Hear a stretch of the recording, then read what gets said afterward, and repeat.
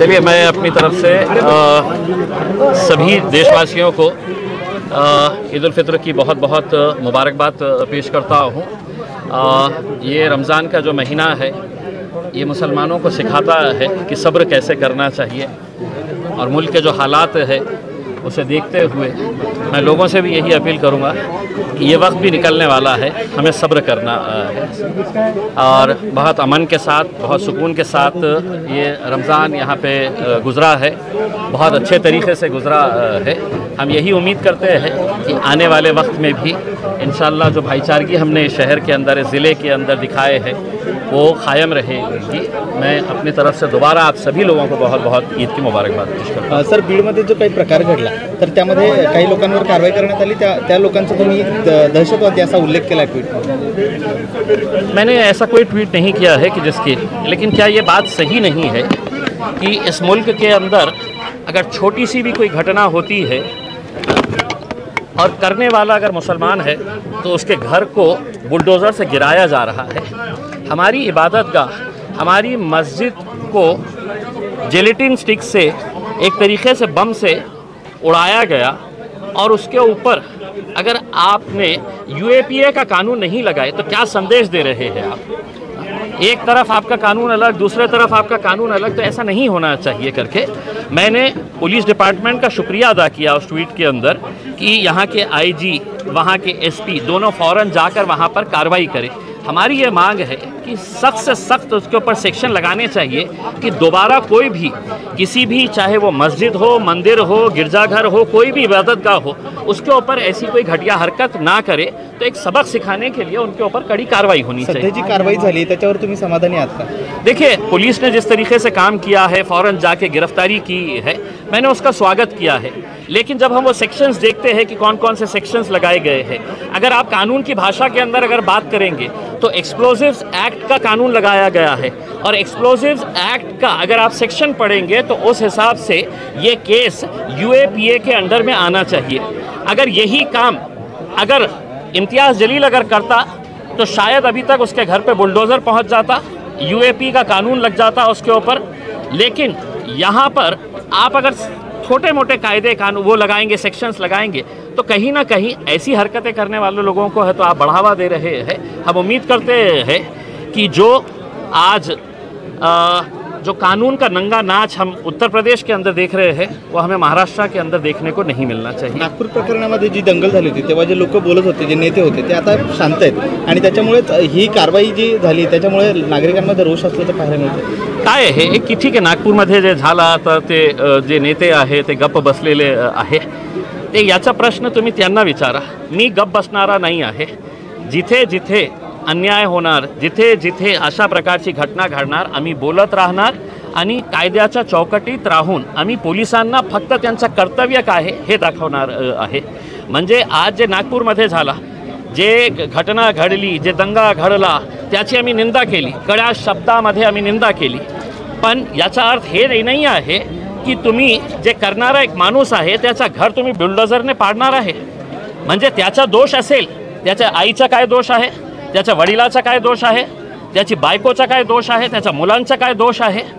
म्हणजे एक अर्थ ये आहे ना कि एक घर बनाने में जिंदगियां गुजर जाती है और ये बस्तियों के बस्तियां उजाड़ रहे हैं, तो ये कब तक चलने वाला है? अगर कानून रखना है तो सारी अदालतों को लॉक कर दो, कोई ज़रूरत नहीं है ताले ठोक डालो अदालतों के ऊपर, बोलो हमारा डंडा राज चलने वाला है, हम जैसा बोलेंगे। फिर पुलिस स्टेशन की ज़रूरत नहीं है, अदालतों की ज़रूरत नहीं है, तुम्हारा है तो नंगा नाच जो कर रहे हैं वो करो, उस हिसाब से फिर देखा जाएगा आगे।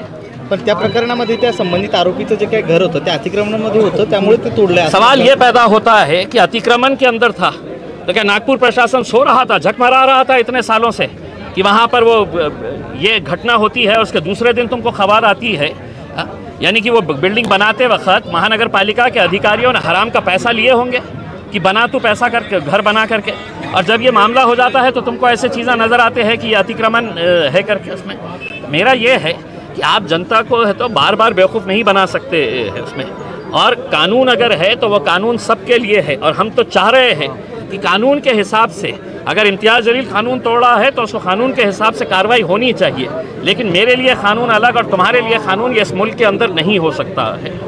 वक्फ बोर्डाच्या जे काही कायदा आहे त्याच्या संदर्भात नागरिकांमध्ये रोष आहे. काही नागरिकांनी काळी पट्टी बांधून नमाज अदा केली है. देखिए, all India Muslim personal law board ने एक फरमान जारी किया है कि पूरे मुल्क के अंदर इसका एहतजाज करना चाहिए, और एहतजाज करने का उन्होंने जो तरीक़ा बताया है कि आप जुमे का जुम्मतुल विदा जब था तो उस दिन जाके है तो आपने सबको कहा गया था कि काले पट्टियाँ बांध कर कम से कम अपना रोष, अपनी नाराज़गी जताए करके। लेकिन हमको भी ये मालूम है और मुस्लिम इनको भी पता है कि ये जो हुकूमत बैठी है ये कोई लोकशाही के तर्ज के ऊपर काम नहीं कर रही है। यहाँ पर सिर्फ देश दो लोग चला रहे हैं, एक नरेंद्र मोदी चला रहे हैं, एक अमित शाह चला रहे हैं। तो उनको कायदे का कोई मतलब नहीं है। अगर कायदा अगर है इस देश के अंदर तो आप मुझे ये बताइएगा कि नागपुर के अंदर जो दंगा हुआ उसकी शुरुआत जिसने की उनको एक दिन के लिए भी आप अरेस्ट नहीं करेंगे। अदालत के अंदर टहलते हुए गए और टहलते हुए बाहर निकल के आए, मीडिया के सामने इस तरीके से फ़ोटो खिंचा रहे थे जैसा मतलब देश के बहुत बड़ा काम करके आए हुए हैं, देश के लिए जंग जीत कर आए हैं करके। उनके ऊपर कोई कार्रवाई नहीं होगी। कुणाल कामरा एक ज़रा सा जोक क्या कर देता है तो आप जिस लोगों ने उसके स्टूडियो के ऊपर जाकर किसी तीसरे आदमी के स्टूडियो के ऊपर जाकर तोड़फोड़ किए हैं उनको आप 15-15 हज़ार रुपये के ऊपर अदालत छोड़ देता है। मैं अदालत के उस जज को ये कहना चाहूँगा कि इम्तियाज़ जलील भी अगर जेब में 15,000 रुपये लेकर अगर निकला बाहर और कहा कि अब मैं ये ऑफिस फोड़ूंगा जाके करके, तो मुझे मालूम है कि तुमको 15,000 के ऊपर है तो छोड़ना पड़ेगा, 15,000 के बॉन्ड के ऊपर। तो अदालतें भी जो फैसला कर रही है हम उसके भी कड़े शब्दों के अंदर निंदा करते हैं। अदालतों के इज्जत सम्मान करना चाहिए, हम बराबर बोलते रहते हैं। लेकिन ऐसे लोग जब अदालतों के अंदर आकर जज की कुर्सियों के ऊपर बैठने लगेंगे तो मेरे हिसाब से वो कुर्सी उनके लिए लायक के नहीं है। वो उन्हें भी उन कुर्सियों के ऊपर से उतरना पड़ेगा अगर तुम इंसाफ नहीं दे पा रहे हैं तो। शेवटचा प्रश्न आहे, मराठीत सांगा की शेतकऱ्यांना जी काही कर्जमाफी देण्याचं आश्वासन देवेंद्र फडणवीस यांनी निवडणुकीच्या काळात दिलं होतं, मात्र आता अजित पवार म्हणतात की राज्याची परिस्थिती तशी नाही आहे, त्यामुळे आता काय याचं उत्तर शेतकऱ्यांनी त्यांना विचारावं की बाबा तुम्ही आम्हाला सांगितलं होतं की आम्हाला हे कर्जमाफी करणार आहे, सत्तेमध्ये आल्यानंतर कुर्सीवर बसल्यानंतर सगळं विसरणार। जे आमची लाडली बहीण होती 75 वर्षानंतर या सगळ्यांना कळालं होतं की आमची बहीण पण आहे, अरे मेरी लाडली बहन भी है करके। मग निवडणूक आली तर त्यांनाही फुकटात पैसे द्यायचे। आता 2100 देण्याचं हे केलं होतं, आश्वासन केलं होतं। आता ते म्हणतात की नाही तिजोरी खाली पडलेली आहे। आम्ही तर सुरुवातीपासून बोलत होते ये सिर्फ इलेक्शन तक नौटंकी और नाटक करने वाला ये खेल था। अब किसानों ने भी बैठ जाना चाहिए, महिलाओं ने भी अब बहुत ज़्यादा उम्मीद नहीं करनी चाहिए क्योंकि उनकी हुकूमत बन चुकी है। अब 5 साल का इंतज़ार करना कि 5 साल के बाद दोबारा आएंगे, फिर दोबारा खस्म वादे करेंगे और फिर निकल के चले जाएंगे। Thank you sir.